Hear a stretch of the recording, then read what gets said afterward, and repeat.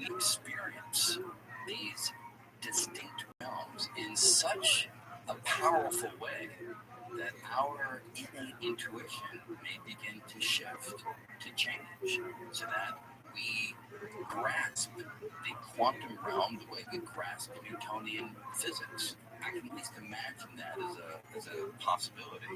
Um, what it would take to actually get there, and whether our species will ever last long enough to actually have that kind of impact on our intuition, I don't know. But it's all about experience and survival. We have been programmed by evolution not to understand the true nature of the world. We've been programmed by evolution to survive.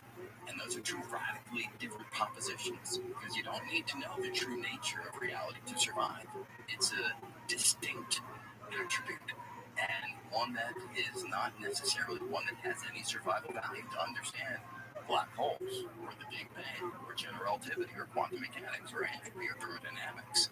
These qualities we develop as we go forward and try to understand the world, go beyond mere survival and figure out things that excite us.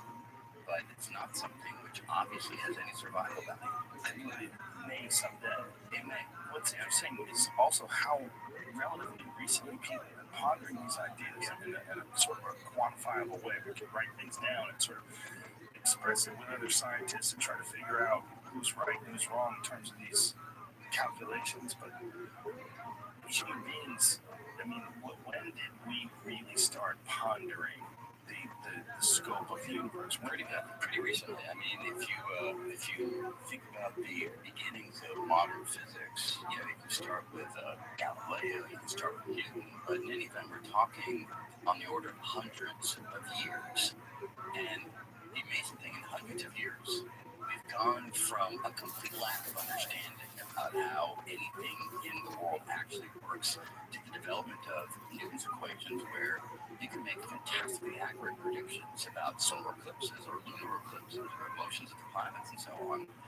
And then, a couple hundred years after that, we migrate from that understanding, which is basically an encapsulation of the patterns that we can all discern with the naked eye. We develop a whole new body of physical law called quantum mechanics, which is so completely counterintuitive, which describes the world in terms of qualities that we don't ever see with the naked eye, but nevertheless, we can use the math to make predictions. And the predictions are borne out by experiment. And that progression only took, say, a couple hundred years. And that's where we've gotten. So it's kind of spectacular that, we beings who are just coming of age here in the Milky Way galaxy can sit down with a piece of paper and a calculation, a pencil, and we can figure out magnetic properties of particles like electrons to 10 decimal places. That's shocking. I mean, it's stunning. And it's something that I think all I don't feel proud. I don't feel like any of my people were involved. You've contributed your part. No, it really is a collective effort. And that's the beauty of science.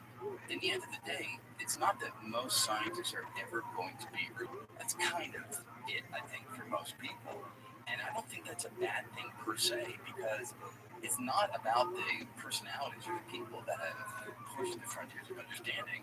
It's the fact that we've got this body of insight that continues to grow and continues to allow us to manipulate and understand the natural world. And I think that's really what it's all about. Do you think that there are some personalities like yourself, like Feynman, like Neil deGrasse Tyson, that because of their personality, because they're charismatic people, it actually makes more people intrigued about these possibilities and makes more people attracted to the ideas? Yeah, no doubt. And I think that's a vital point, because without that impetus from outside the traditional educational system, I don't think we would have the kind of interest in science that I can feel growing, in the world around us. I mean, the unfortunate thing in the educational system is that we teach toward examination, we teach toward assessment.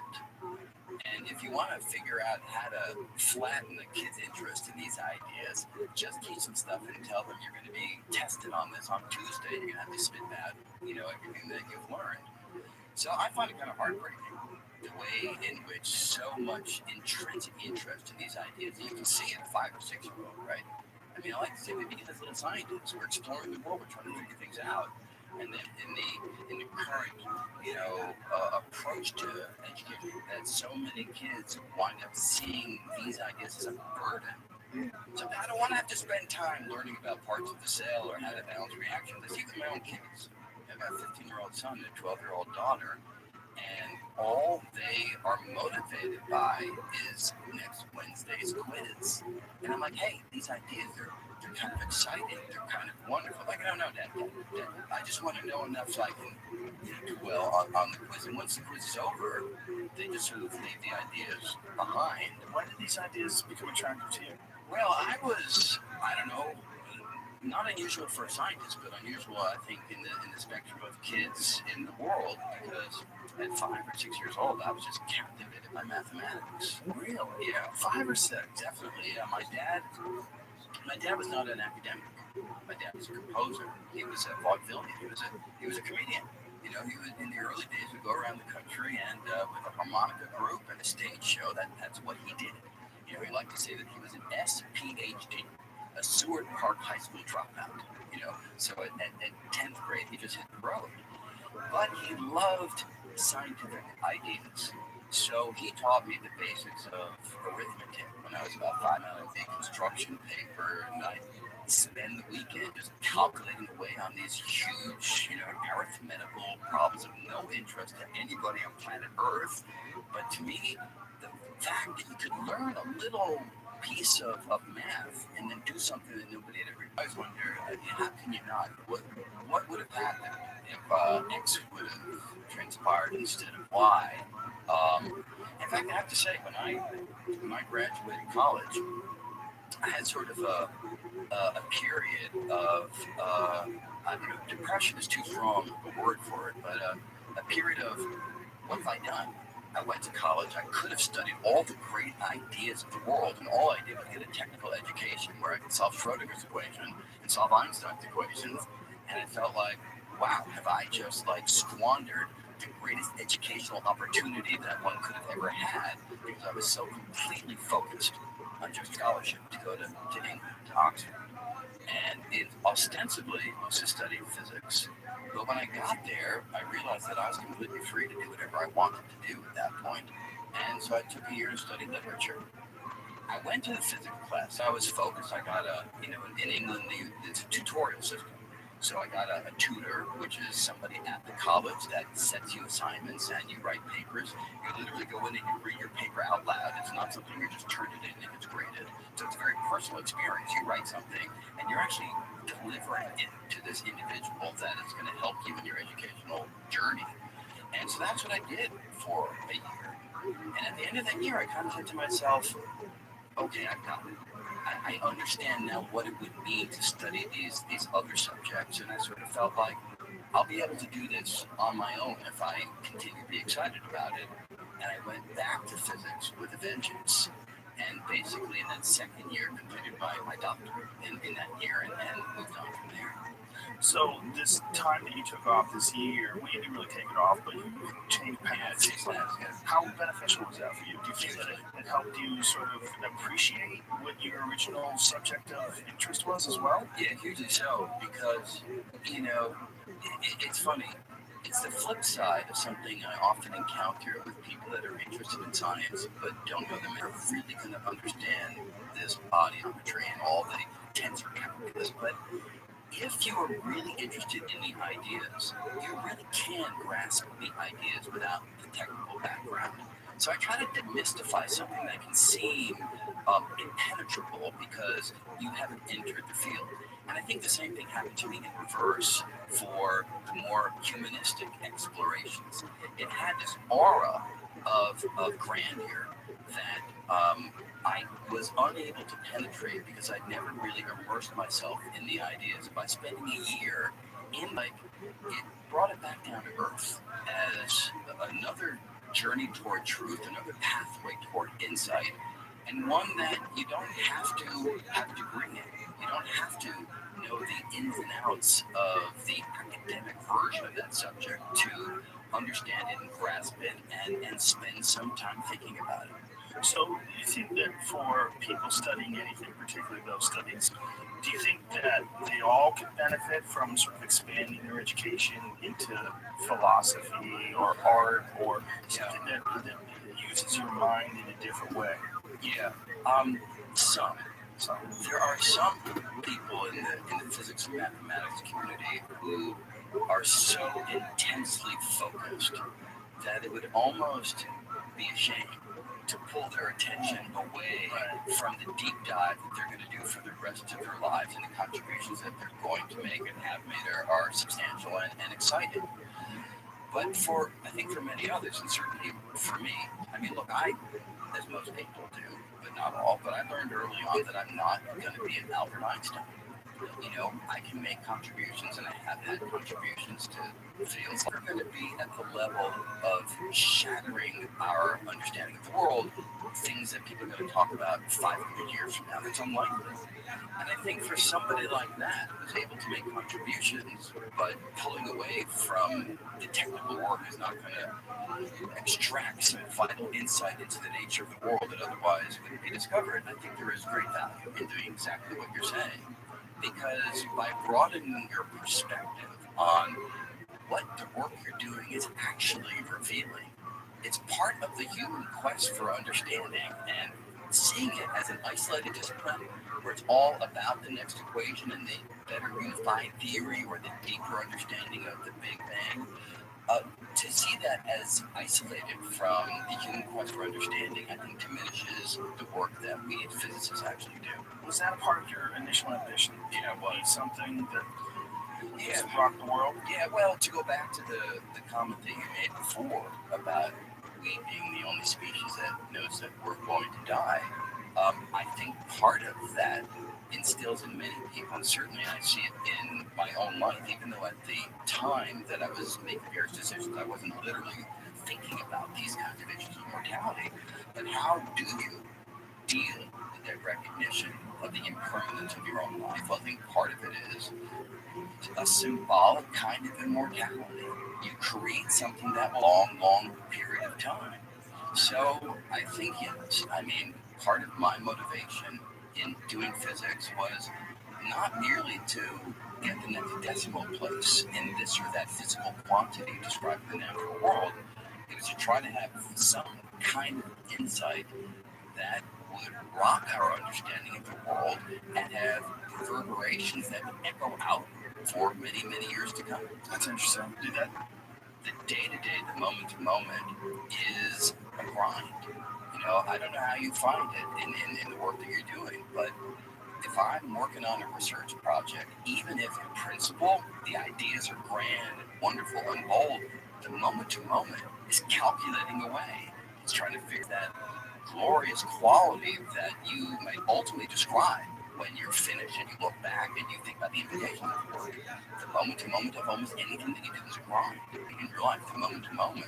But yeah, there's certainly a part of me that would have a desire, a hope that the work would reverberate in a powerful way. I think that's true for most physicists, that notion that you can sort of sit at a table and think and change the way we understand reality the way Einstein did, the way Schrodinger did, the way Niels Bohr did. What percentage of people do you have that revelation? Yeah, I think it's powerful new insight. You're like, okay, everything has suddenly changed. That's so exciting, though. And it's what keeps you going. If you're not satisfied with just contributing, if you're not satisfied with being part of the journey but not the person at the head of the breakthroughs, it's probably not the field for you, because it's so unlikely, because it's not just brain power, it's thinking of the right questions, it's thinking of things in the right orientation, it's being at the right place at the right time with the right DNA that somehow is attuned to the question that's being asked. So it's not even fully under your control. It's luck, it's timing, it's being there when the question's being asked and you happen to see the way forward.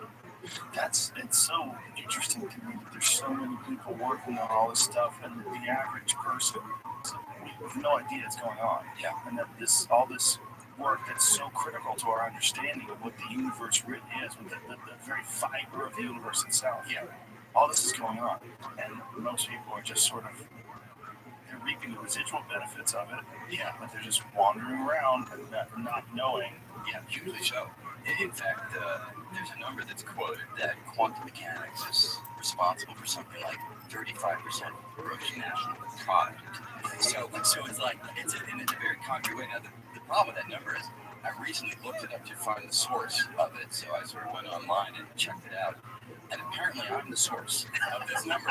And I assure you that I've not done a calculation that really fully justifies this, but roughly speaking, anything that has an integrated circuit is the result, the beneficiary of quantum insights. So we use this stuff every moment of our technological lives. And yet, as you say, for the most part, most of us don't have a deep understanding of the reality that's responsible for the gadgetry that the science has given rise to. And it's a strange, quantum mechanics is an utterly strange reality. Too strange. Yeah. I've tried many times to try to understand, right, whether it's Sean Carroll's books, yeah, or yours, or anyone's. Yeah. It's just, it doesn't get in. Right. And again, it goes back to, our brains just weren't under pressure to think quantum mechanically. But I assure you, you give me a couple hours. I mean, books are one thing because it's a one-sided conversation. But you give me a couple hours and back and forth, and I will absolutely get you to a place where you appreciate and have a sense of what these ideas really are telling us about the nature of the world. Here's the thing that I've always wanted to ask someone, like, what do you think was happening before the Big Bang? Yeah, it's a deep question and a subtle one, and there's sort of two ways that I'd like to think about that question. One is, it could be that the Big Bang was an interesting event, but not the first event in the totality of reality. It could have been the first event that sparked the expansion of our space within which we sit as a small part in that grander realm, may have been here for a far longer period of time. It may have experienced its own Big Bangs, maybe a collection of Big Bangs that may extend infinitely far into the past. So it could be that the answer to the question of what happened before the Big Bang is a lot of other Big Bangs or a lot of other quantum events that were taking place in a larger landscape of reality than we have direct access to. However, another answer is that the very question may not make as much sense as the words seem to suggest. We know how to parse that sentence. We know what it means to talk about the moment before the Big Bang because we know how to talk about the moment before your birth, or the moment before the Civil War, or the moment before any event that happened in the world. We fully understand the meaning of that kind of sentence. But it could be that when it comes to the Big Bang, the sentence actually doesn't mean anything.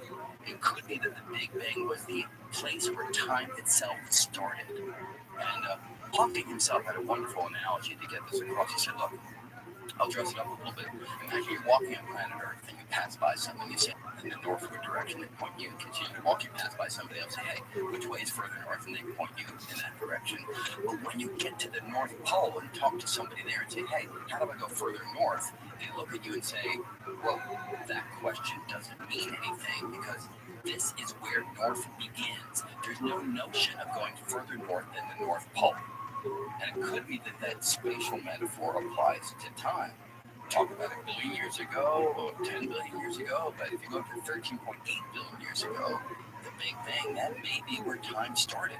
And you can't go further back in time than the very origin of time itself. That freaks me out. Yeah. See, that's one that it gets in your head. What do you mean, beginning of time? Yeah. Why would time have a beginning? Good. And it could be that time is an emergent quality of reality. I give you an analogy. What I mean by that is we all know what temperature means intuitively. Something's hot, you feel it. Something's cold, you feel it. Your body understands those concepts. What physics has done is it's gone deeper into the concept of temperature and revealed that it is nothing but the average motion of the particles making up the environment. So if the molecules are moving really quickly, you've got a hot environment. If the molecules are really moving slowly, it's a cold environment. So temperature emerges from the motion of particles. So if you have like one particle, you can't really talk about it being hot or cold because you need a conglomerate. You need an agglomeration of particles to be able to talk about their average motion. And in that sense, temperature is this emergent idea that rests upon more fundamental ideas, the molecules and atoms that make up reality. Maybe that's true of time. Maybe time as we know it is a property that only makes sense in certain environments when there's enough stuff arranged in the right patterns. But fundamentally, maybe there are atoms or molecules of time which, when not arranged in the form that we are familiar with, don't yield time as we know it.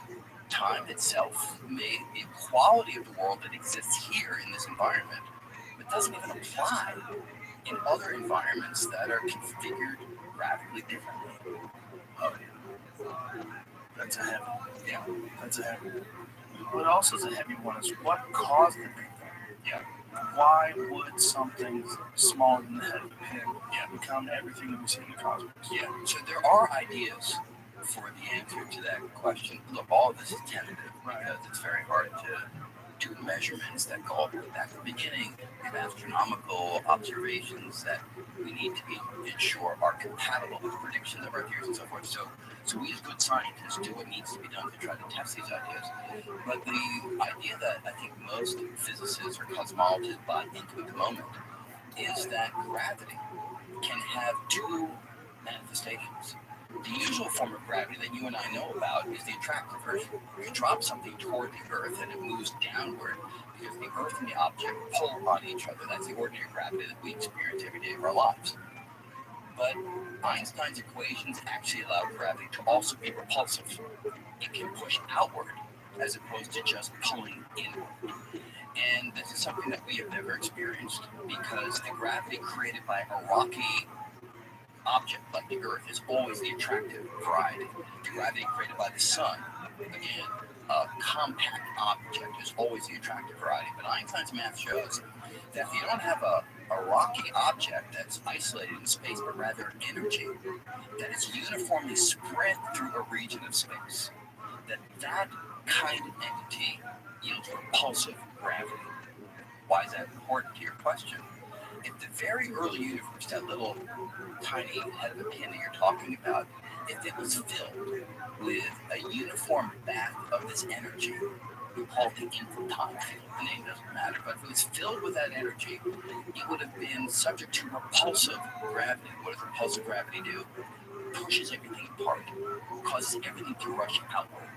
So the bang of the Big Bang may have been a spark of Repulsive gravity is just theoretical. Have we observed any sort of element in the universe that it is theoretical, but it's at a level of understanding that I think most physicists would say causes it to migrate into the camp of established understanding of how been tested over and over again in a whole variety of circumstances. The detection of gravitational waves just a couple of years ago was like the crowning triumph of Einstein's math. 100 years ago, the math says there should be ripples in the fabric of space. 100 years later, we finally detect ripples in the fabric of space.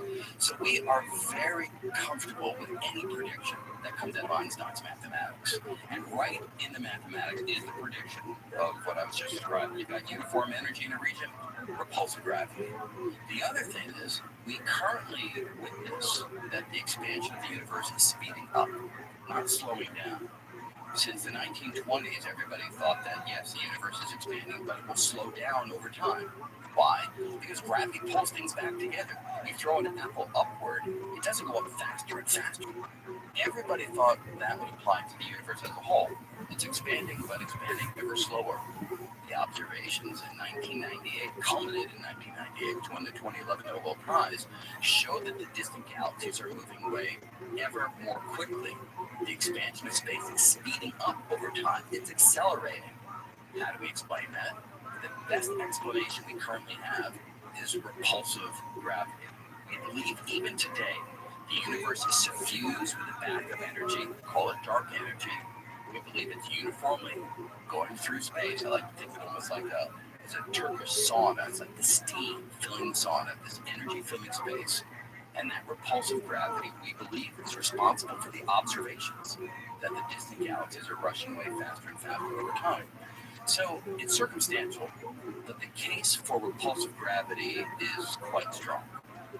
And what would have caused it to coalesce? What would have caused it to compress initially? Yeah. Why would all that matter be in this tiny, less than pin-sized object? So I have no idea, and nobody else on planet Earth has any. It was a highly chaotic environment, very just happened to flatten out in a region, become uniform, and then that region explosively inflames large. So it's imagine you're looking at a pot of boiling water. The surface is, of course, wildly undulating up and down. But if you wait long enough, very long time, since you've never seen it, neither have I, there will be a little patch on the surface of that boiling water that flattens out. Why? That only means that the water molecules happen for an instant to be moving in just the right way to keep that little patch of water from wildly bubbling.